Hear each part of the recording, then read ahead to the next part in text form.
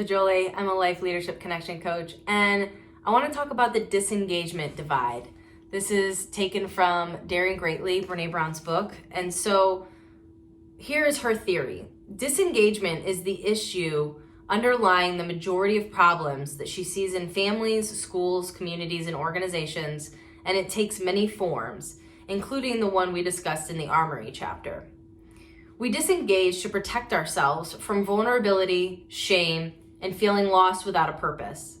We also disengage when we feel like the people who are leading us, our boss, our teachers, our principals, our clergy, our parents, or our politicians, aren't living up to their end of the social contract. And so this comes from the concept of we can't give people what we don't have. Who we matters immeasurably, or who we are matters immeasurably more than what we know or who we want to be. And she went through these aspirational values and practical values. And so I want to read you an example of both a successful and an unsuccessful and successful when it comes to aspirational values and practical values, because this matters. So an example is aspirational values are honesty and integrity. Two really good ones, great.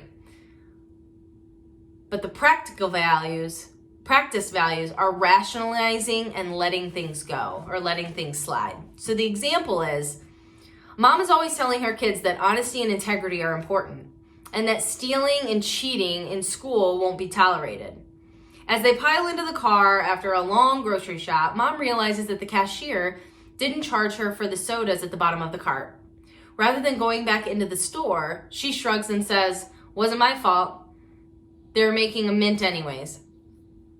So again, the aspirational value is honesty and integrity, but the practice value is rationalizing and letting things go.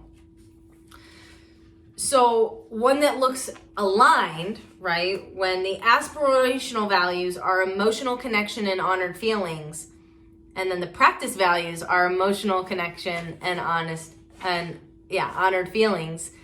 The example is, mom and dad have tried to install a model of feelings first ethics in their family.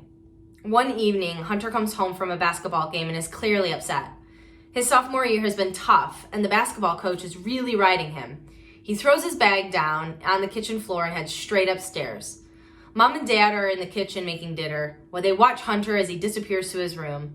Dad turns off the burner and mom tells Hunter's younger brother that they are going to talk to Hunter and to please give them some alone time with him. They go upstairs and sit on the edge of the bed.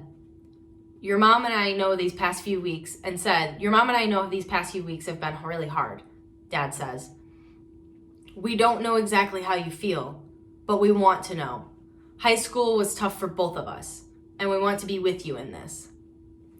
That is an example of when the aspirational values and the practice values are the same. So today's exercise or check-in for you or this week is get clear on what are your aspirational values as a family member, as a parent, as a boss, as a leader. And are you living them? Are you displaying them? And if you're not, what has to change in order to create the aspirational values and the practice values to come in alignment?